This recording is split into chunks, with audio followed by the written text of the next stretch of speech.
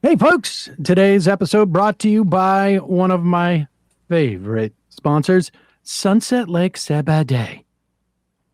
SunsetLakeSebade.com. Use the code LEFTISBEST. Get 20% off. Get 20% off what, you say, Sam?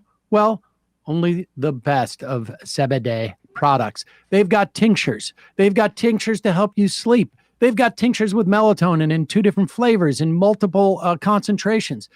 They've got smokables. They've got keef. They've got flour. They've got pre-rolls.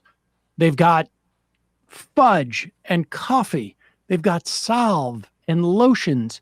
They've got gummies, all sorts of gummies. Gummies with to help you relax. Gummies to help you focus. Gummies to help you sleep. Gummies to allow you to have a little bit of fun, because some of those have THC in them, as well as the Delta-9 gummies. All of these products, third-party tested. They're a great company. SunsetLakeSebade.com. $20 minimum wage, mostly employee-owned. They have contributed thousands of dollars to things like strike relief funds and refugee resettlement, carceral reform, Planned Parenthood, mutual aid, food pantries. Just a great company, a great bunch of folks up there. They take care of the land, integrated pest management, no pesticides, and they regenerative farming practices that they developed with the University of Vermont. Check it out. SunsetLakeSebade.com. Use the coupon code LEFTISBEST, and you will get, that's right, 20% off. And now for the show. The Majority Report with Sam Seder, where every day's Casual Friday. That means Monday is Casual Monday, Tuesday, Casual Tuesday, Wednesday, Casual Hump Day, Thursday, Casual Thurs, that's what we call it, and Friday, Casual Shabbat. The Majority Report with Sam Seder.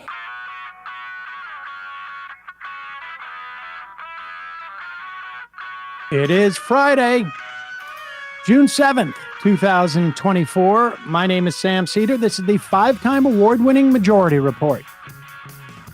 We are broadcasting live steps from the industrially ravaged Gowanus Canal in the heartland of America, downtown Brooklyn, USA. On the program today, Heather Parton, columnist from Salon.com, or you may know her as Digby, from the blog Hullabaloo. Also on the program today, job growth blows through expectations. Biden in Normandy commemorating D-Day. New report, Clarence Thomas has accepted millions of dollars worth of gifts in the past decade. Bannon ordered to prison on July 1st. Netanyahu to address a joint session of Congress on July 24th. U.S. and 16 countries call on Hamas and Israel to close on a ceasefire agreement, as the NAACP calls on Biden to halt weapons sales to Israel. Alex Jones has agreed he must sell InfoWars to pay off his defamation suit. Polling shows a slight change in the wake of Trump's conviction. The Biden administration scrambles to deal with fallout from its new, probably illegal, asylum policy. Lastly, South Korean Samsung workers strike for the first time ever. All this and more on today's Majority Report. Welcome, ladies and gentlemen. It is Casual Friday. There you go. Casual Friday. So casual. Well, this is going to drive me crazy. I got to do this. Oh, there you go. Whoop. Yep. There Boom. we go. Sorry. Yeah, it's all good. Folks, welcome. It is Casual Friday. It is before all the craziness begins. Let me just acknowledge that, yes, summertime now. I have officially moved to to wearing short sleeve shirts, as I do come, past Memorial Day. Everybody knows that Sam wears his short sleeve shirts on Fridays. Of course, I'm going to move soon to my button-down short-sleeve shirts on the weekdays, but it's inevitable. It'll be a gradual transition, so people don't get freaked out about it. I didn't want to, Friday is the easiest way to introduce this to people. Thanks for joining us, folks, at the end of the week. We got a lot to talk about. Just a reminder, it's your support that makes this show possible. You can become a member at jointhemajority.report.com. When you do, you get the free show, free of commercials, and the fun half. And your support really helps if you listen to the show once or twice a week, 3 times a week, 5 times a week. By all means, it is our members that make this show function, frankly. This story keeps unraveling. We're going to have some cases that theoretically will be decided or at least determined as to whether they'll go forward from the Supreme Court regarding Donald Trump.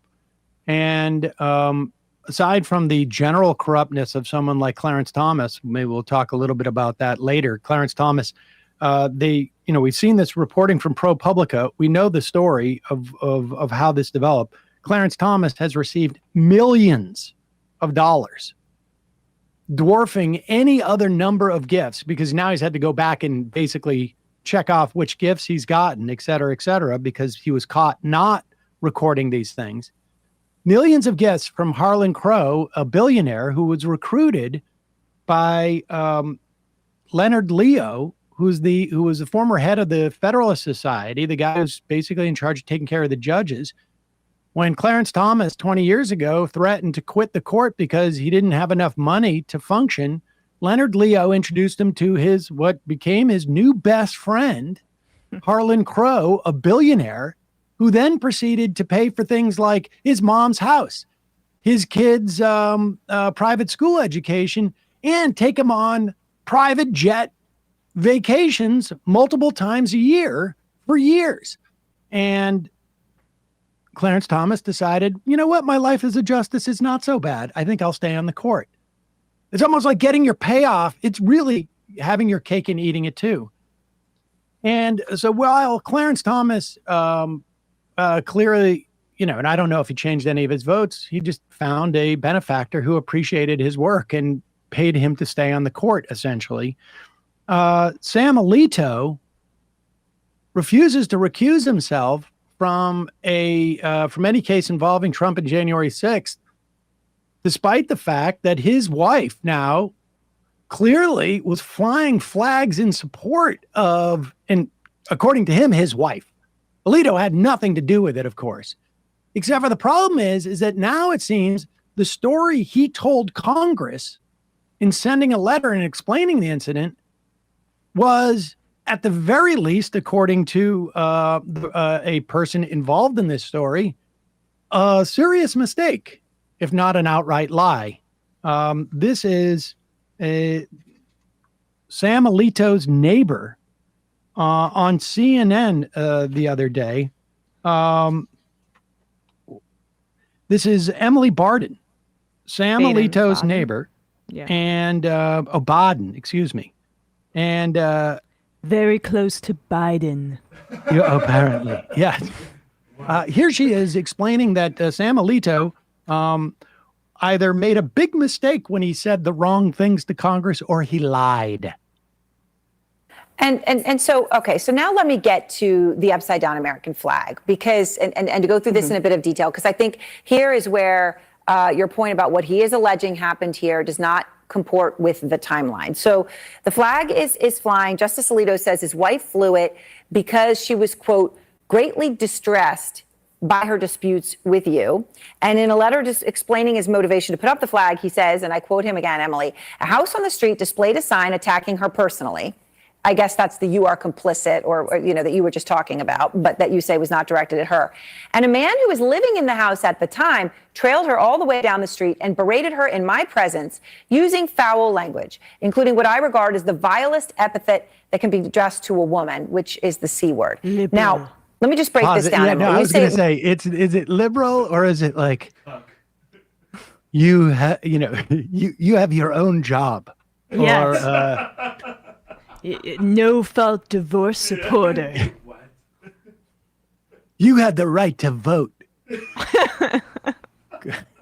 Go back. It can be addressed to a woman, which is the C word. Now, let me just break this down, Emily. You say it was you who said those things. It was not your now husband. But you say Alito is lying here for another very basic reason. Can you explain? So at best, he's mistaken, but at worst, he's just outright lying. And there was a neighbor who even witnessed this and witnessed me using that unfortunate term. And what else I said in that interaction is so important. And I hope it's not I just want to say kudos to this lady for owning up for saying that word, and also for deploying it in perhaps one of the most appropriate and maybe the only appropriate circumstance. One A can righteous deploy slur. That word. 100%. And what else I said in that interaction is so important, and I hope it's not getting forgotten in the discourse around the word.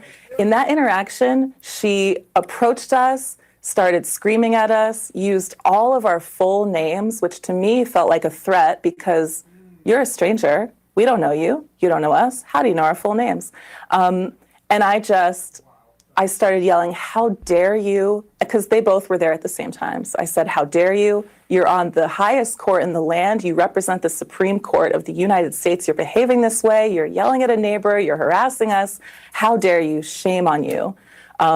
And I did use the word. So if that in any way, distracts from that real message, I do regret using the word because the message is important. It's like the power imbalance between these people and me. I'm nobody to them. So, and the fact they took umbrage with my sign is telling enough. It shows like a bias, doesn't it? I mean. And I want to talk about that, but just to be very clear on the timing, he's saying that she put up the flag because you said those things.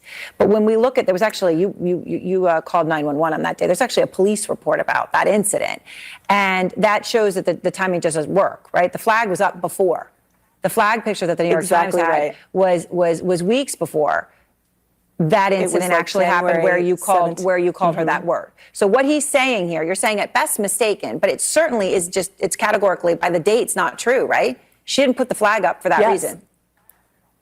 Absolutely, 100%. And that's what I want to really drive home to people is that this happened on February 15th. And we know that because they had been harassing us so long that we were like, we need a paper trail of this. Like, we better call the cops right now. Like I said, these are federally protected people. They have security detail. They represent the judicial system. They are the law. And I am just a regular person.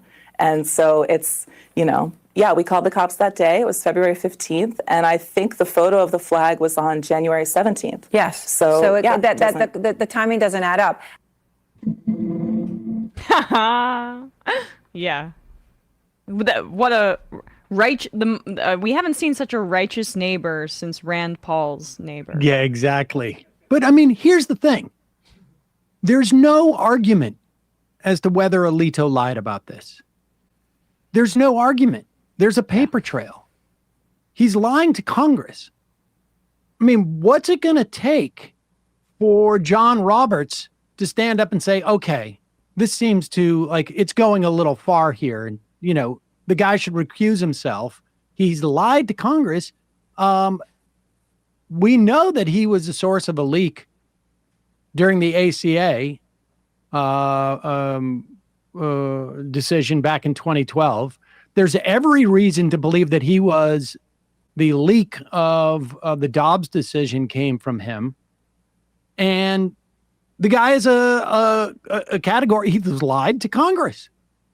This is a Supreme Court justice. Yeah. And the idea that Dick Durbin is not hauling these people into Congress, even if he can't impeach them because he doesn't have the votes, is just... Even if they won't show up. It's just amazing. bring that neighbor on, not on CNN. Why is she on CNN instead of a hearing that Dick Durbin is holding, right? I mean, she lives right around the corner in Washington, D.C. It'd be pretty easy to figure out the situation. Material witness about this political symbolism coming from About this Exactly. political Also the Supreme symbolism, Court. and now every reason to believe that the Supreme Court justice has made a deliberate lie to Congress. I mean, not a great look for one of 9 people who basically dictate the laws of this country. And she said it there too, which we've made this point before, but she is not one of the most powerful people in the country. I mean, definitely in the top 50, we have Sam Alito. The fact that he felt the need to, and him or his wife, acting in a rogue manner, which I have a hard time believing, felt the need to not just exert power on the rest of the country through his like immense ability to do so as a Supreme Court justice, but to do a troll move, not once but twice, with January 6th Stop the Steal related flags, just shows the level of just like vinegar and insane aggrievement that they don't deserve to have given their privilege and power, but that they just feel the need to stick it to the neighbor because they don't like Trump. It's crazy. I think the point of the flag now, though, is because of this timeline, it's quite clear that it had anything to do with the neighbor. It had to do with trying to support Donald Trump's coup. I mean, when you fly that in the first week of January, in the wake of the coup, this is not about the neighbors anymore. That's just the story that he made up, because we now know the timeline. It's impossible for that to have taken place. It's impossible for his story to be correct. Impossible. Right. And it's clearly some type of cover-up that he's engaging in for the truth. And the truth is, the flag was put out there to support Donald Trump's attempted coup. And you can say, well, he's got a First Amendment right, et cetera, to support, which I think is not exactly judicial temperament. But he doesn't have a right to sit on that court once there's a clear indication that he may not be impartial. And it's so obvious. And the guy lied to Congress. All right, we got to take a quick break. To have a word for our sponsor, and then we'll be talking to Heather Parton, Digby, who we have not spoken to since Donald Trump has been a convicted felon. I mean, it's easy to feel like Donald Trump's always been a convicted felon, because in many respects, the guy should have been convicted. I think, let me put it this way. The gaming boards understood why you stay at arm's length from this guy. But it's only been a week, really, since he's been a convicted felon. And we'll talk to Heather about that and more. Your practices may vary, but most people, when they go to the bathroom, they shut the door. I mean, there's been times where I've had roommates where I didn't do that, but you don't want random passerbys to see you, whether, I don't know who might be. I mean, particularly, let's put it this way. I mean, if you're in let's say a public bathroom, you don't want the stalls open. Absolutely. Would you let people look in on you when you go online? Using the internet without ExpressVPN is like going to the bathroom and not closing the stall door. And that's why it doesn't matter where I am. I'm at home. I'm out on the street with my phone. I got my computer and I'm at a hotel or something. I'm always using ExpressVPN. I want to thank ExpressVPN for supporting the show and for this deal. You visit expressvpn.com/majority and you can get extra 3 months free of their service. The thing I love about a VPN is all the security that's associated with it. Also, the fact that I can, if I needed to, pretend that I was in a different region to, let's say, theoretically unlock maybe a streaming service that may exist in a different place than in the United States. That's it's a great time for a VPN. But the thing that I like about it, because I'm not necessarily the most adept technically, super easy to work. I can download an app. I can put it on my phone. I can download an app. I can put it on my smart TV. I can do it on my computer. And even with a little bit of a tutorial, it does not that hard. You can put it on your router. And then when it's on one of those devices, all it is, you're talking about one touch of a button.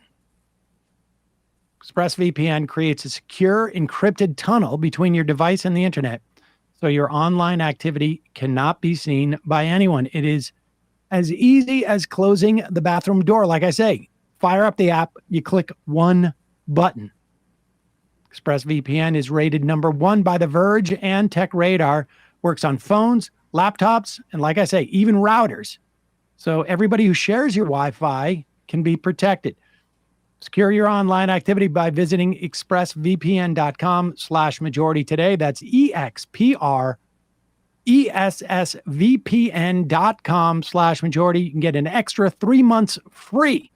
expressvpn.com/majority. Also, before we get to Heather and take a break, I just want to remind people I'm going on a cruise in December. God, it seems like December is That's so a real far thing. away. It's a real thing. And it seems like December is so far off. I mean, God knows what Who will be president? who will be president. It's going to be a big deal. I mean, you know, and what will have happened if Trump lost or what? I mean, but if you want to get in on this cruise, the Nation Cruise, you got to do it now. You can head over to nationcruise.com/MR. It's a 7-day cruise. It goes to the Cayman Islands, where if Trump wins, I'll be depositing millions of dollars as I, try and relocate and head to a secure location. Also, Jamaica and Cozumel, I think, in Mexico. But also, great food on the cruise. And every day there are talks from writers. I'll probably interview a couple of people. Check it out. nationcruise.com/MR. All right, quick break. And we'll be talking to Heather Parton.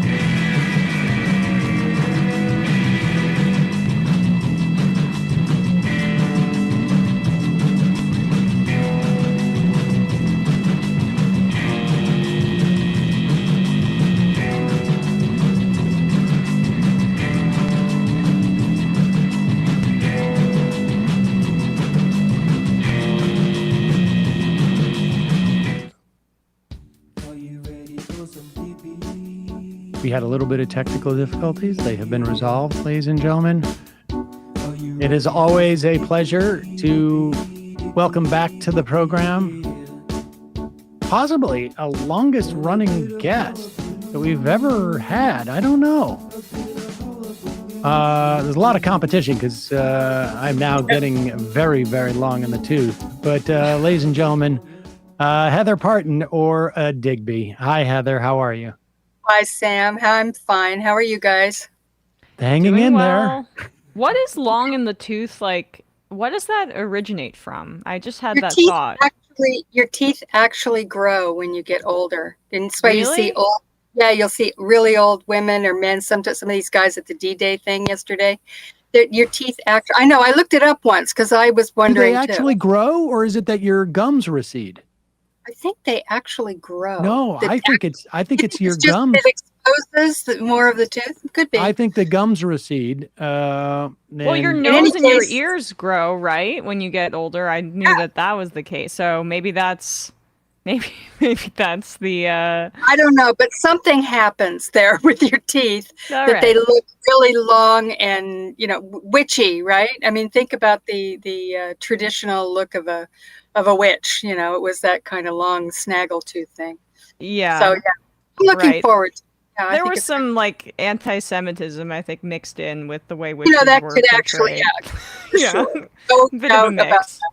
Yeah, for But sure. we should keep talking about this the whole hour, right? Yeah, that's good. That's fun. Yeah, I like it. All right. So, Heather, with that said, long in the tooth refers to horses. Somebody's saying it's actually, I think, a recession of your gums, but nevertheless, but maybe it does in the horse thing. We have not spoken since Donald Trump has become a convicted felon, and relevant for, I think some of the obvious reasons. It seems to be having. And we haven't seen really many polls come out since then, but there's a New York Times poll that was done a couple of months ago.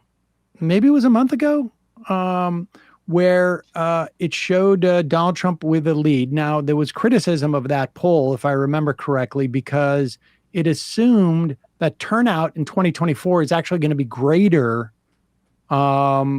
than turnout in 2020. Now, it may be greater in terms of like, we have a bigger population on some level, although maybe we don't since COVID, frankly, in some respects. But it seems unlikely that the various cohorts, as opposed to sort of like the natural sort of like growing of the electorate, that there would be that many more people coming out. And that criticism was acknowledged by the Times. But they found a slight shift in the wake of, out of these 2,000 people they recontacted, out of that group towards Joe Biden, away from Donald Trump, because of all things, they apparently decide their president shouldn't be a convicted felon. Well, yeah, and I think what's really significant about that is that the numbers were, infinitesimal, really. It just looked like it was a slight shift within the margin of error. So nothing dramatic.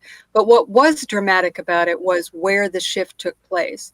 One of the, I hate getting into too much detail about this polling because, we really, it's a jump ball at this point and nobody really knows. But one of the characteristics of the polling that we're seeing across the board is that Trump is weak. Trump, I shouldn't say Trump is weak. Biden is showing weakness among people who didn't vote in the last 3 elections. And among those people are some of the Black population, some of the Hispanic population, and younger people. Now, younger people you have to discard, because younger people may not have been old enough to vote in the last election, and people tend to vote more often as they get older. So a lot of those people who didn't vote in the last election may very well vote in this one. So let's just set that aside. But among the other 2 groups, this is actually pretty significant, that among the Black and Hispanic population that is, more Trump positive, they are people who haven't tended to vote in the past. So that's one thing. What happened after the conviction was that they polled people, and it was massively different among that group. Among the 20% that were Trump leaners or among those who were Trump leaners, among that population, 20% of them moved over to Biden. Now that adds up to maybe a 1 percentage point difference, but that's a very big part of what's going on with how they're trying to, predict the electorate this time. This is a very, very important part of this. And one of the things that's happened is that Biden has hung on to the percentage of white voters of all class differentiation, I guess best way I can think of to put it. He's hung on to those people from 2020. It's this other group of younger Black and Hispanic voters that they have to work very hard to try and get those people at least enthusiastic enough to come out and vote. And that's a group that I would suggest is probably most likely once they start paying attention among those who want to vote that are not going to be enthusiastic about Trump. And this poll is the first time that's showing that, with the first time that's showing that when they actually pay attention, see something, they, say, nah, I'm not going to vote for him. And it's especially interesting to me because Trump is banking on this really sick and pathetic idea that being a convicted felon is really going to appeal to Black voters because how they, about them, right? I mean, it's a sick kind of, twisted sort of strategy that he's got there that, but they'll relate to me, the white billionaire Republican, because he got convicted. And I don't think this very early polling is showing for the first time that's not going to work. It's an absurd concept. So it's offensive. It's incredibly offensive. But who is that for? I mean, who is that for? It's every time these people. I mean, because let's be clear, and I just want to remind people of this. I think most people know this. There is a party that is really built around, ID, the way that people identify, and they're homogenous in this respect. And it is identity politics is completely and completely intertwined with the existence of this party, and that party is the Republican Party. Like 90% of its voters are white people. Maybe that's a little bit low. It may actually be a little bit higher than that. And when they talk about Black people, brown people, and we should say Democrats lose the white vote fairly consistently because they attract not just white people but brown people and Black people and Asian people and just immigrants. I mean, just a much wider range of people. I mean, this is indisputable. This is just the fact.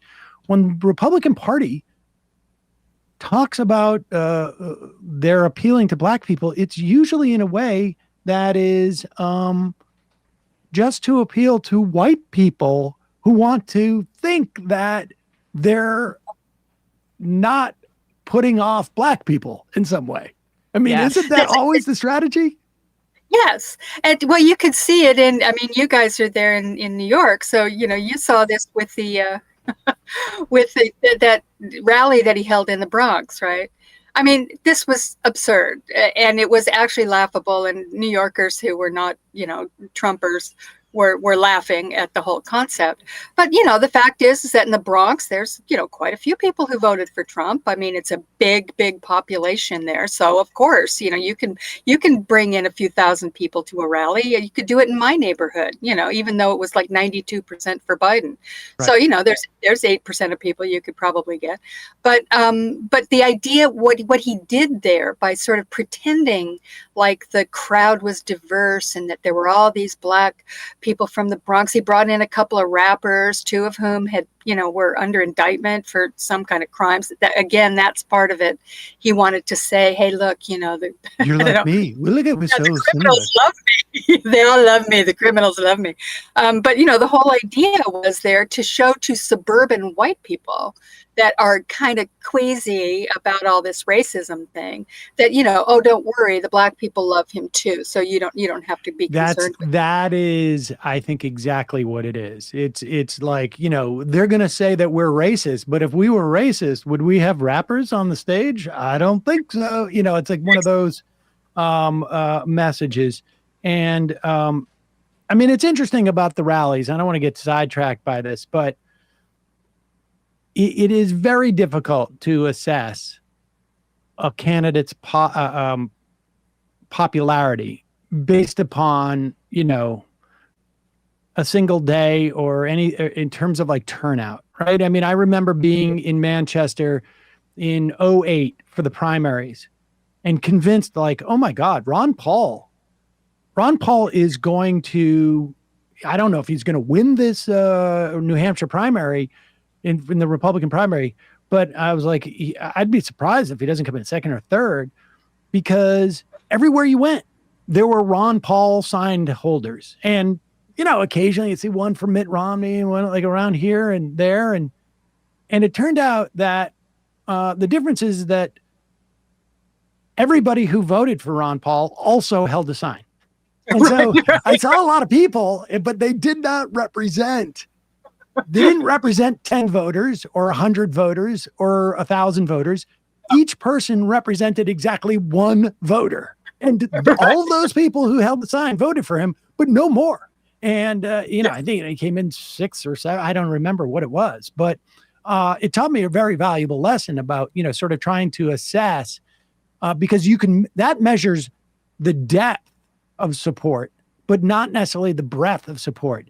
But I will say this, is that all the reports I've been seeing from reporters who followed Trump in 2020 or 2016 are saying there is a massive drop-off of people. Now,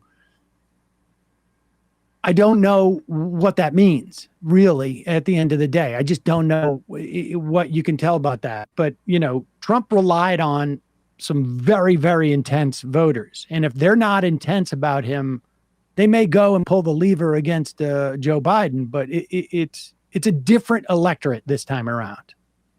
Well, I think that's true. And it's one of the things that the pollsters are starting to look at. You can even see, the god of all polling is the New York Times Siena poll, apparently. And anytime they, have a hiccup, the entire journalistic community, goes on high alert.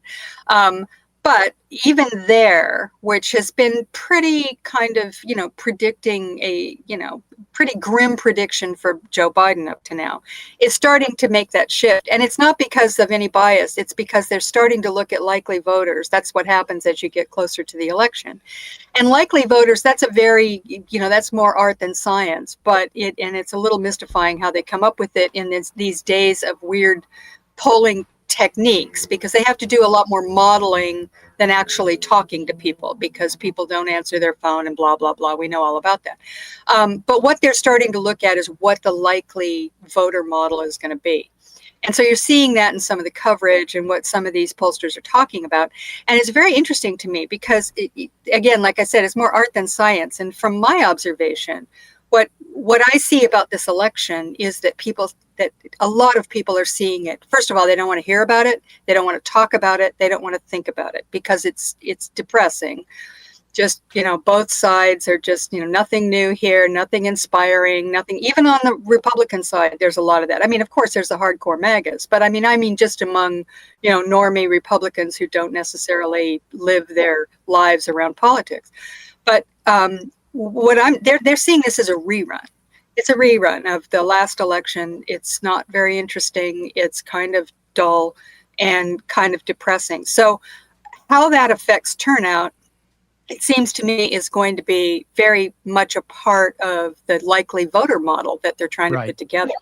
And you're just starting to see that. And one of the things that I mentioned this earlier that's very interesting is that Biden and the Democrats in general, not just Biden, just do much, much better among people who've been voting for the last 3 or 4 elections. People who have voted before, and that's including all the way up to the special elections of this year, Biden is actually quite a bit ahead among those people. It's only when you add in the new mix of people who haven't voted in the past, which, like I said, includes some younger voters who may very well this year, and they have their own issues and their own cares, and that certainly should be a concern for Biden. But if you just look at the like of the voters who've been voting, who've been engaged in politics, and who are the kind of people who just vote, right? Like me. High propensity voters is really what it is. And exactly. And we've seen this. That's why Democrats keep winning all these special elections. That's why that's basically it. I mean, you see that in the context of a special election. The most obvious person who's going to come and vote in a special election is a high propensity voter, someone who has a high propensity to vote. And I'm going to be voting in the one where the least amount of people end up voting, because I vote. Whenever there's a vote, I'm on top of it. And it's also, it's not 1-to-1, but you can also, there is a very, very strong correlation to follow the news, don't follow the news in terms of your high propensity voting. And that's all reflected in all these pollings that you're talking about, and the way that the Times revisited this. And so it's a very different type of election, I think, than we've ever seen, really, because generally Democrats want as many people to vote as possible, because broadly speaking, Democratic, at least aspirational, policy, and, actual real policy when it actually happens, favors just a wider amount of people. Why that, and I think but there's all these headwinds, like Joe Biden being, not necessarily on top of his game. At least from the outside, who knows? Frankly, that's not a huge issue for me, because I'm more concerned with, like, what are they doing at the FTC? What are they doing at the Labor Department? What are they doing in Congress? Like, all I need is him to sign a bill, or to pick a Supreme Court justice. And, it's not like he's got president's got them all in his mind. Donald Trump is not a particularly good at anything other than, I'll take that list from Heritage and yes, I'll appoint these people to Supreme Court. Whatever you want. But there's all these headwinds. And one of them, though, but here's another question. From a campaign perspective, let's watch Joe Biden with ABC's David Muir. Biden is this took place on yesterday. So in Europe, I guess, where Biden is for the D-Day. The D-Day anniversary. Yeah. And David Muir asked him about Trump's guilty verdict. I want to talk about the way the Democrats are talking about this or not talking about this. What do you think the American people should make of this? How important do you think this conviction should be in this race for president? That's for the public to decide. But one thing for certain is stop undermining the rule of law. Stop undermining the institutions. That's what this whole effort is. All the MAGA Republicans are coming out saying this was a fix. This was a jury that this was a judge that set up to get Trump. There's no evidence of any of that. None. He's trying to undermine it. Look, he got a fair trial. The jury spoke like they speak in all cases, and it should be respected. As we sit here in I think that's a good answer from the president. He's basically, talking about institutions and, the rule of law. Maybe we're not applying that internationally in the same way that we should be coming out of the Biden administration, but strictly as a political matter, that seems the most appropriate way to, respond to it. But there should be other elected Democrats who are getting a little more aggressive about it. And it seems like they've been told, don't do that. Well, I don't know if they've been told. I don't know where that's coming from. But, there is apparently a big debate among Democrats, and I don't understand it at all. This is such a layup that I can't even believe anybody in politics would think it makes sense to not make the most out of the fact that the guy running for president has just been convicted of 34 felonies in a court of law. It makes zero sense. And I get what happened was, I mean, this is how the phenomenon sort of unfolded, was the minute, well, they started it in the last couple of weeks of the trial, when they had all those people come to the trial. They had Mike Johnson and Vivek Ramaswamy and the rest of them showing up with their red ties and sort of showing support and solidarity with Trump, and standing outside the courthouse and just absolutely flaying the judge and the system and the rigged, process and blah, blah, blah. They were setting that up. They were setting it up for a guilty verdict, at which point the entire Republican Party immediately had let out a collective primal scream. and I have to say that it kind of shocked me. I mean, I shouldn't have been shocked, but I kind of was just how unanimous this was. They're the ones who are being told from on high, no doubt about it, that this was a strategy. Come out screaming the minute that verdict comes in, that this was rigged, that it's just absolutely, undemocratic, that, the whole system is absolutely imploding, and we can't let this happen, and we're going to get revenge and blah, blah, blah. And it was an intimidation tactic. And the Democrats, as per usual, fell for it and started questioning themselves. Gee, should we say anything? I mean, I don't know. Maybe it's a bad idea to talk about Trump and his 34 felony convictions. I mean, that might upset somebody, so we better not do it. Absolutely ridiculous. Of course they should do it. And I think Democrats in Congress, there's a limited amount they can do in the House because they don't have the majority. But, I don't know. Is the Senate sleeping? What is happening? The Senate is 100% sleeping. 100% sleeping. Over there. I mean, I just want to this is where I got this. I mean, Semaphore reported on last Friday, the day of the conviction. I guess it was Thursday. The next day, guidance from the Democratic Policy and Communications Committee advised partisans to stress that, quote, our justice system worked as it's supposed to, shows Republican will bend the knee to former President Trump, but it included no specific attacks around the facts of the case. It does not look likely to be much of an issue going forward as well, especially if they're not getting the signal from the top of the ticket to drive the point home.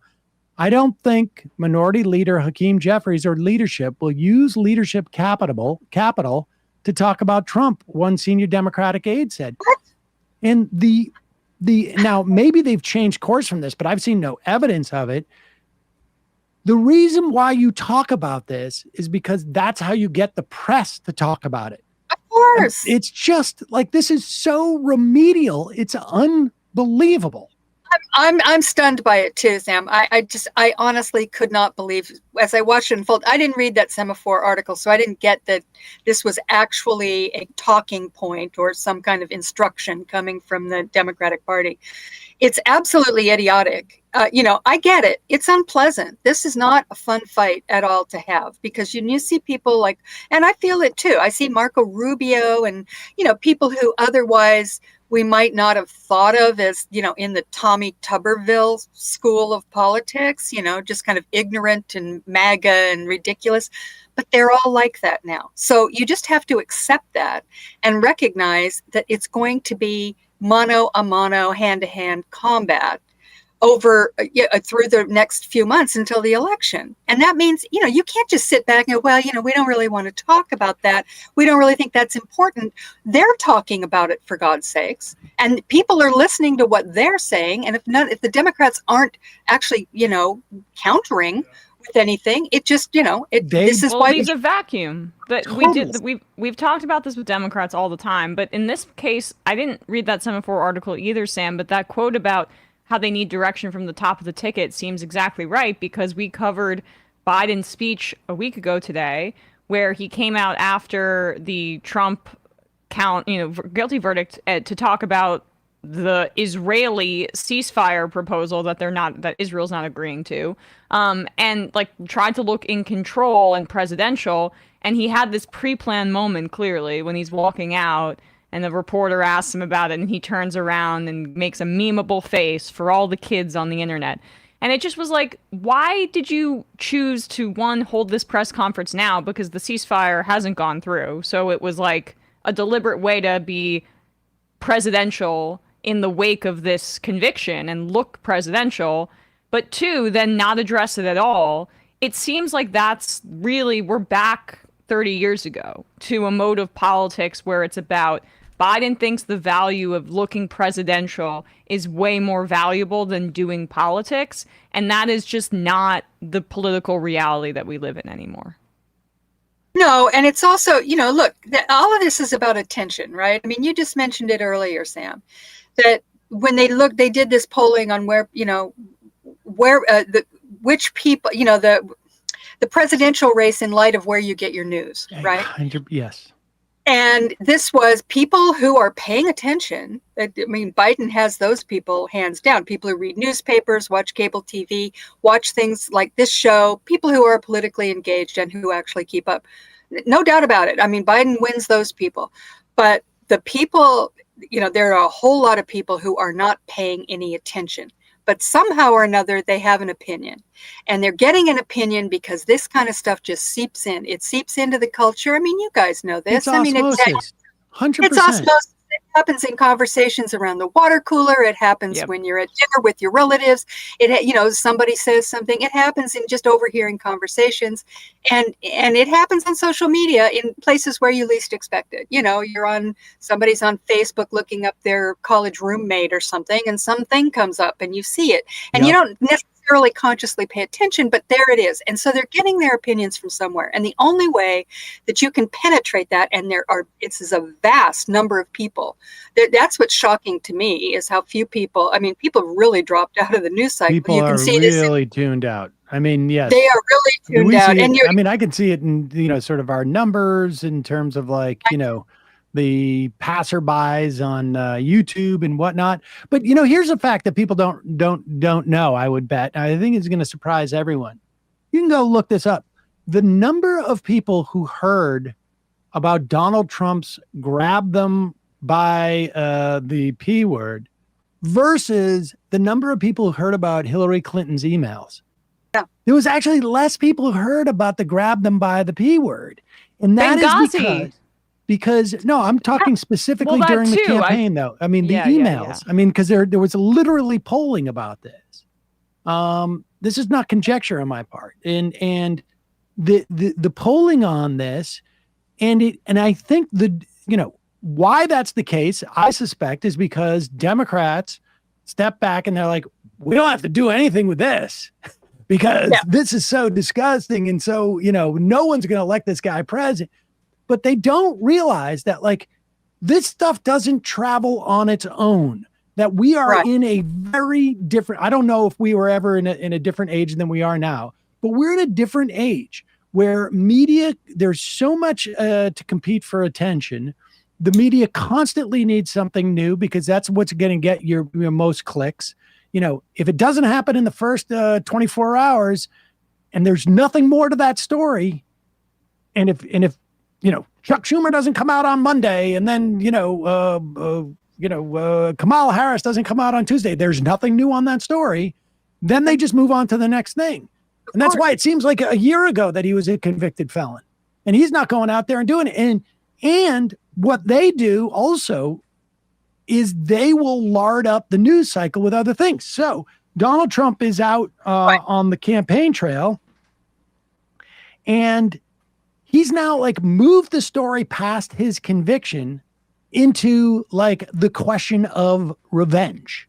Yes. So now all we're talking about is retribution and revenge and not the underlying, hey, wait a second, you got convicted. You're a convicted felon of an actual crime. Here he is with Dr. Phil, of all people.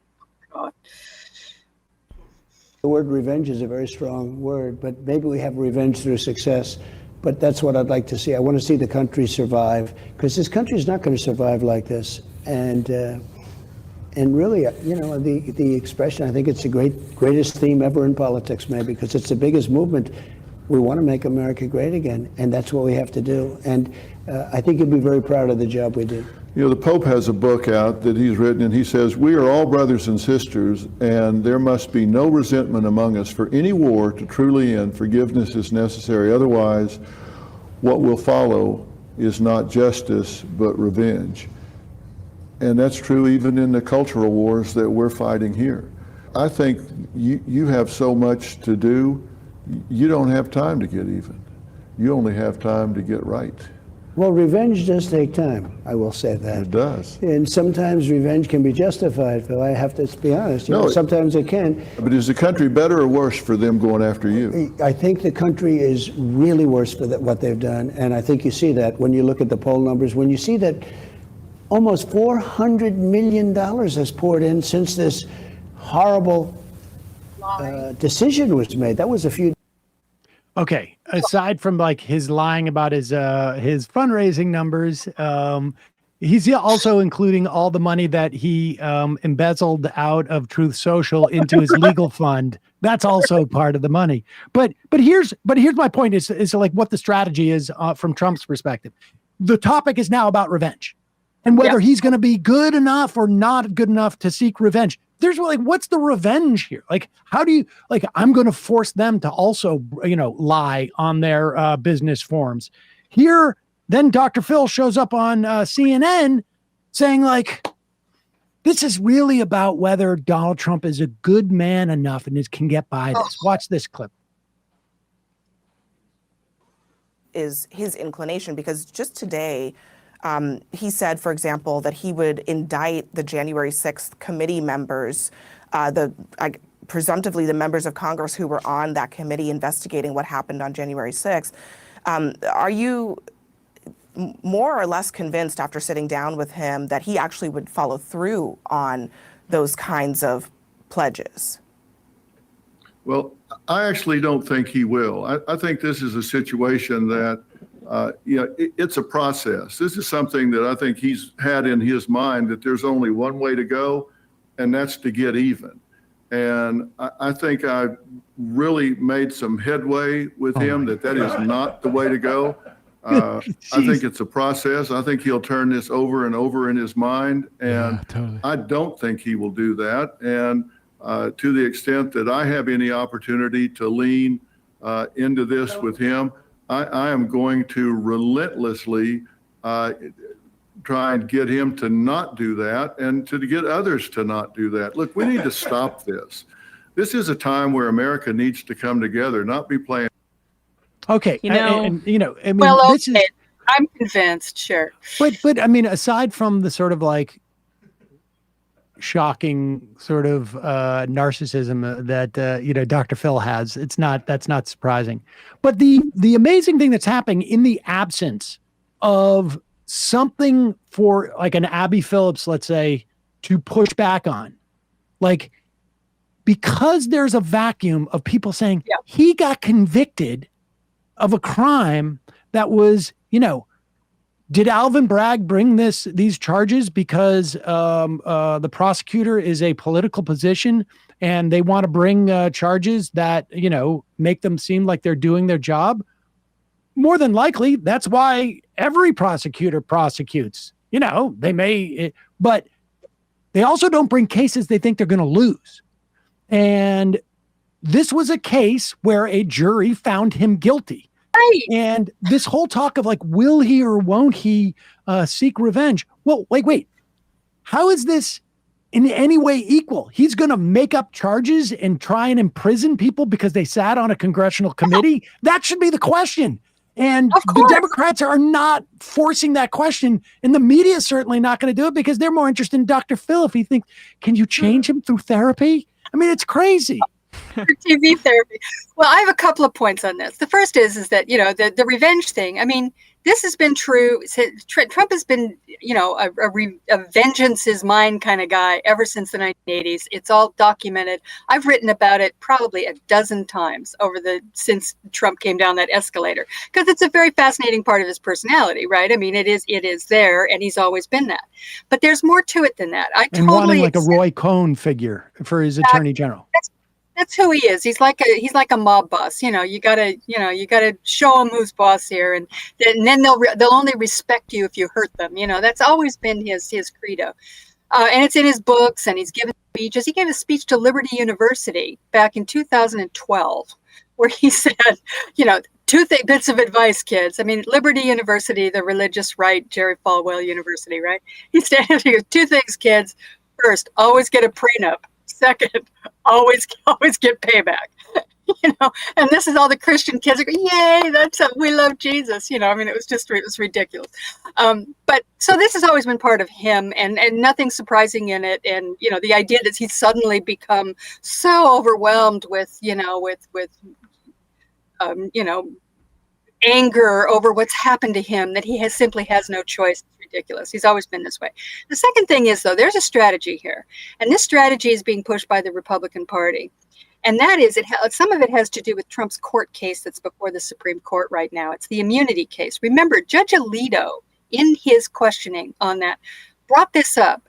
So what do we do if we have a bitter president who wants to go after his rival? Don't we have to stop this cycle of retribution? Don't we have to stop it? So this thing is percolating in their minds, this idea that they have no choice but to go after the Democrats, to do whatever it takes, because they have to stop this. They have to stop the Democrats from doing this horrible thing that they've been doing. And what that covers up for everybody is the fact that Donald Trump, and I don't know, he's got a dozen or more, former and current associates, are all criminals. They're criminals. They're being convicted. They're under indictment. They're being convicted. Some of them. One this week in Wisconsin with Chesbro and others. I mean, they're pleading guilty all over the place. They're being, this is not, if this is a conspiracy, then it is the most, voluminous conspiracy in world history. That everywhere across America, they've got their tentacles out to get Trump's from the lowest to his highest associates. These people are committing crimes. And what this whole thing about revenge, and you're absolutely right, they managed to flip the script on this in order to cover up the fact that this is real. The Republican Party has become a criminal enterprise, and this is what's happening. And nobody, the press is kind of running around following them and whatever. And when the Supreme Court comes out with their case, and I will not be surprised under these circumstances to see. And Sonia Sotomayor made a comment the other day. She says, I sometimes go behind my office door and cry, and I'm sure it won't be the last time. And everybody kind of goes, "Oh, geez, oh my God, what's coming?" Right. That may be that they do this. That the Supreme Court is going to let Donald Trump off the hook on his federal criminal charges because of this idea, and they'll justify it, I think, by saying that, well, we can't have this cycle of retribution going on. We can't have it, and they'll sort of, well, we've taken the high road. Donald and Trump sort of indicated this too in some of his comments, kind of going, well. And I think it was in the Time magazine interview. He said, well, if the Supreme Court says I've got immunity, then I guess there's nothing I can do to Biden. Otherwise, I'm afraid it's going to have to happen. He kind of said this, right. We're going to have to do it. So, all this stuff is sort of circulating out there in the ether on the right.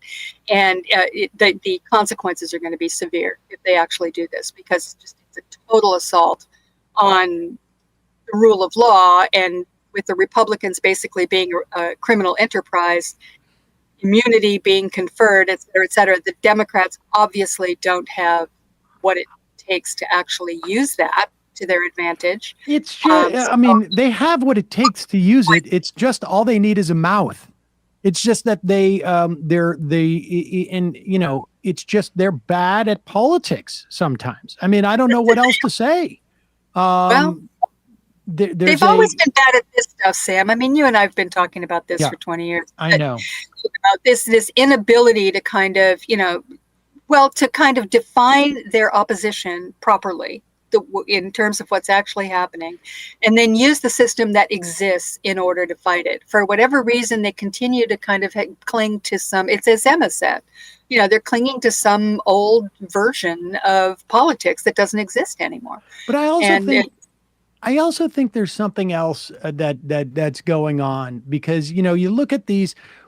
Bradley, do you have that graph from the New York Times that showed, like, in terms of like people following the case of that, whatever it was? I think it was about 1,900, 2,000 people, just to say for the sake of ease, 2,000 people that they had polled in that Ipsos poll, a month ago. And And now they have, and now there's, how often do you pay attention to politics? No, keep going, scroll down, the other one. There's another one about the case. Yeah, here it is. Approval of the verdict, attention to the trial, paid a lot or some attention, 71%, paid a little or no attention, 28%. Now, that 28% also correlates with those people who don't pay attention to the news much and are low propensity voters and who swung to Biden. Those are the people that you need to reach. And if you're Hakeem Jeffries and you live in New York City, or if you're Nancy Pelosi and you live in San Francisco, you don't understand how people don't hear about these things. I'm just using it as an example. Or you're in Washington, D.C., you don't understand how people don't hear about these things. Because, every piece of media that you watch, from Morning Joe at the beginning and then Morning Joe later in the morning, is talking about it. And so what's going on? We got the wrong screen up there. We just lost Digby, became a graph. There. Wait. Still see her. Okay, she's on the call. Just her video. Yeah, our video is not coming out. One second. All right, we're going to work on that, but I think we can hear you, Heather. The notion, it's as if they don't understand what, regardless of what the polls say, they don't understand that the message is not going to just automatically get instilled in people, that you literally need to provide it to people.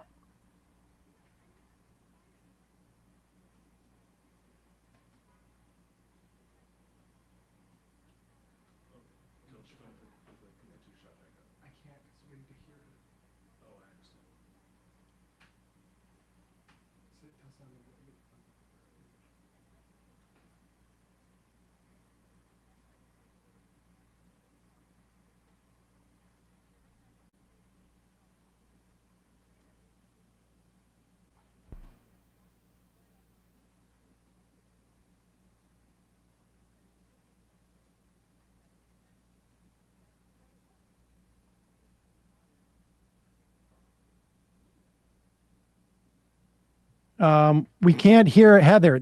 People are saying they can't hear Heather. We got to fix this, guys. Nope. I don't know what's going on. We have to go to a break and. All right, we'll go to a break for a second. Sorry, folks.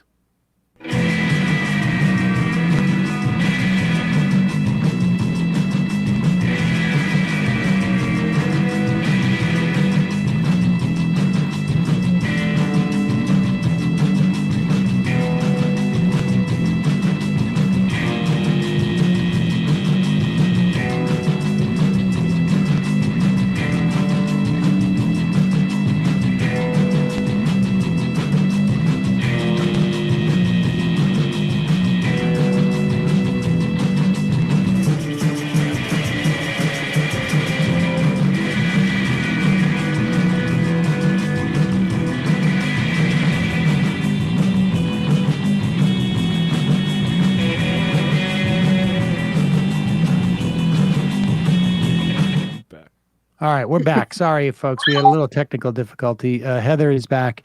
You were saying? I don't remember.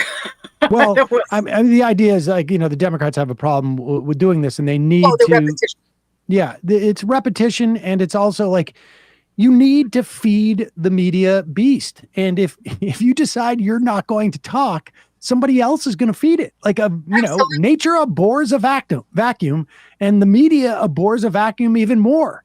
And they will fill it with whoever is providing them content. I mean, this is a thing that Steve Bannon understood back in 2016, with the, we're going to partner with the New York Times, with Clinton Cash. They need content. And if I'm the first person there to give it to them, and we experienced that in this show. If people send us a link to content, we're going to look at it, or it's much more likely that that's going to have an opportunity for us to use it. I mean, we run across stuff, we pull stuff, but if people are pushing stuff on it, that's, everybody in media understands that. That's why political reporters get 1,000, press releases. I mean, this is basic stuff. It's very bbasic. And it's also, as I was saying earlier, I don't know if people heard this, was the idea of repetition. You have to, bless you. You have to repeat things over and over again in order to penetrate this. There's a cacophony of news and noise and whatever good that's out there. And you have to repeat these things over and over again. And the idea, I mean, this going back to our original, discussion here, when the verdict happened and there suddenly became this big discussion of whether or not it was wise to call Donald Trump a convicted felon. Okay, so they all said, okay, well, we'll call him a convicted felon. It's not enough to do that on a day, right? And just say, well, he's a convicted felon now. Isn't that terrible? You have to call him a convicted felon over and over and over again, because that's how you penetrate. And this is, and people, well, they don't really know what you mean by convicted felon. I'm going, yes, they do. Americans do understand the term convicted felon. You don't need to elaborate. You don't need to do anything. Just call him that. It's the truth. And they get very upset by it, as you're seeing on certain news programs where Republicans they're getting angry about it. They're going, how you called him a convicted felon? Why do you keep doing that? Well, and all they have to do is say it's the truth. He is a convicted felon. So that it's a fact. We're just going with that. You just say it over and over again. Look at Donald Trump. No obstruction, no collusion. I mean, this is how he does it. And Crooked Hillary. I mean, he just, he's giving you the clues on how he talks to his people by repeating these things over and over again. I mean, this stuff is so propaganda 101. Rudimentary. Yes, it's so frustrating. It's so frustrating because these people are supposed to be professionals, and well, I just heard the other day, I heard Nancy Pelosi, and I don't know who was the other one. Maybe it was one of her former deputies, I can't remember, going on and on about kitchen table issues again. And, some other, and it's like, right, I get it. The economy is important, big issue. Everybody always says the economy is the most important issue to them. And yes, you have to address it. But this idea that it's the only thing you can talk about, and it's all about, we feel compassion for the people who are suffering and blah, blah, blah.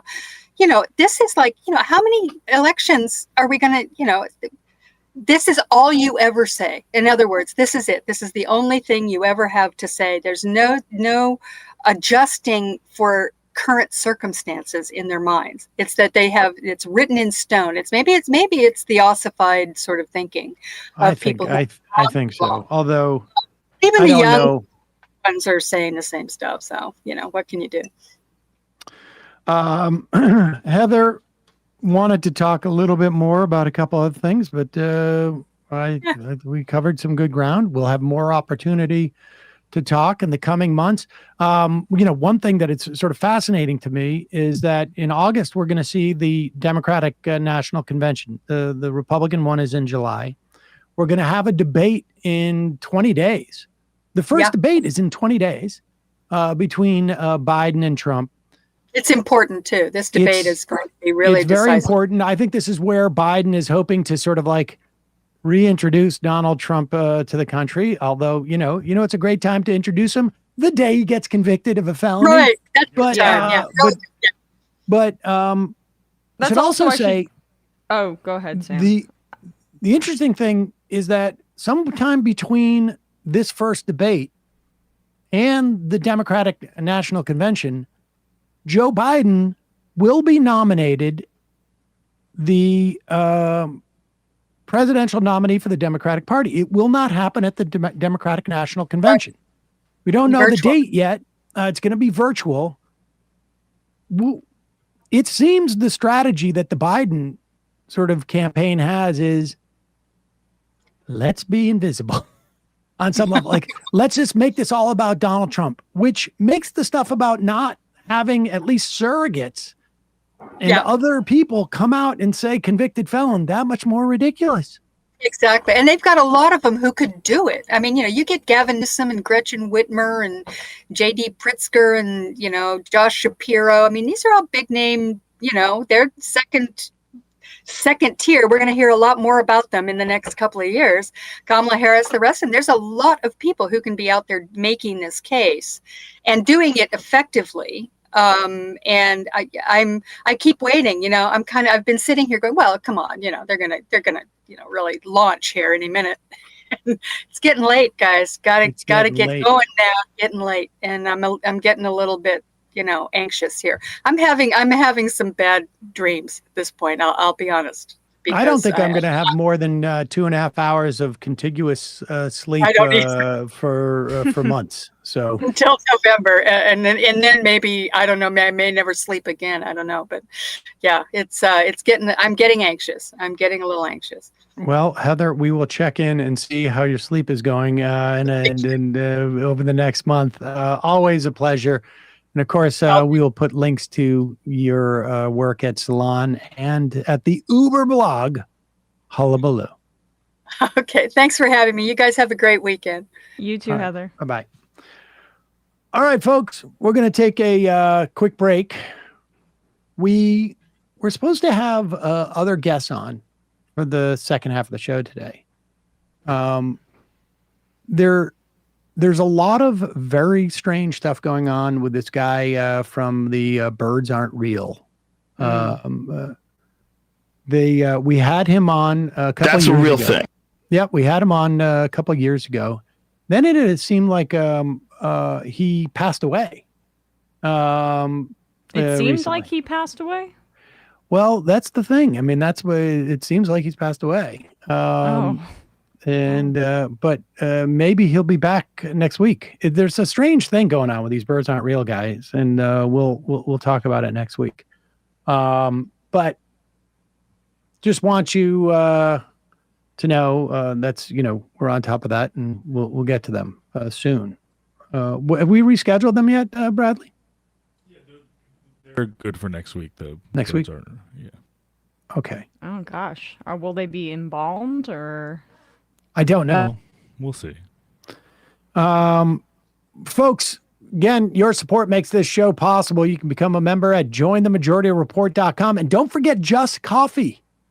JustCoffee.coop. Fair trade coffee and hot chocolate. Buy the Majority Report blend. Use the coupon code Majority, get 10% off. Emma, ESVN. God, I imagine there's going to be a lot of talk about that amazing game last night. There will be on came Monday. Out and they were all like, we're going to play really good defense. And then all of a sudden, the first quarter, my understanding is there was a record set last night for the largest lead going into the second quarter of any championship basketball game in the history of championship basketball games. It looked like there was a opportunity for the Mavs to come back in like the third quarter, but then they slammed the door. That was a historic performance by Porzingis for sure. Celtics do like to play with their food, but I am going with them because Jaylen Brown wore a Free Palestine bracelet in January. So. He did. So there. I mean, just a quick update. And Miriam Adelson owns the Mavs. Miriam Adelson owns the Dallas Mavericks, right? So that is a big knock. And Mark Cuban, the Libertarian, is like a assistant owner now. I don't know what he's now like in management. But so it's tough for me because I hate Kristaps Porzingis for obvious reasons. And what's the obvious reasons? I mean, he forced his way out of the Knicks. Isn't there's more severe personal issues off the court with him, aren't there? Yeah, I will say off camera. I knew somebody that knew him, and yeah, I mean, he was accused of rape and other things. But I don't think he's the best person. But honestly, I'm like almost finding myself like maybe I just have to root for the Celtics because of the whole Miriam Adelson Trump. I will give you a lot of money if you annex the West Bank thing. And we have more. We have an update on that incidentally. Oh, interesting. All right. So anyway, we previewed the NBA championship. We also the NHL Stanley Cup final. We previewed. And then we talked about that Caitlin Clark stuff, which we dove into pretty deep on ESPN, but we'll be back on Monday to give updates on all those series, youtube.com/ESPN show. Matt. Left Reckoning, Mike Preisner talking about our favorite, Tulsi Gabbard. Mike read Tulsi's new book, which he's been working on for like 8 years through like 3 different political identities and like several name changes. I think it's called like For Love of Country now. There are 2 chapters on how trans people are attacking the country, and just 2 chapters on how trans people are attacking the country.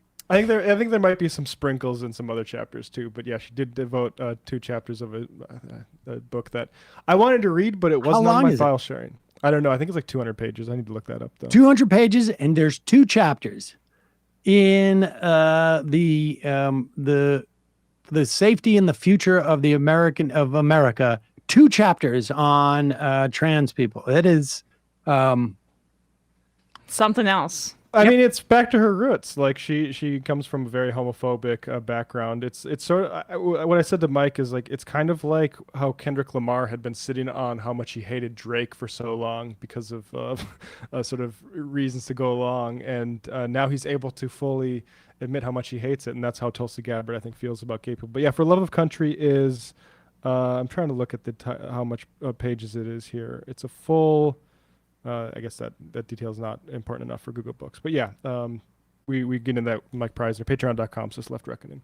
I never relate to you more than when you shoehorn your latest obsession into every other element of your interests, like the Kendrick Drake beef is like X, which you've been doing for 4 weeks at this point.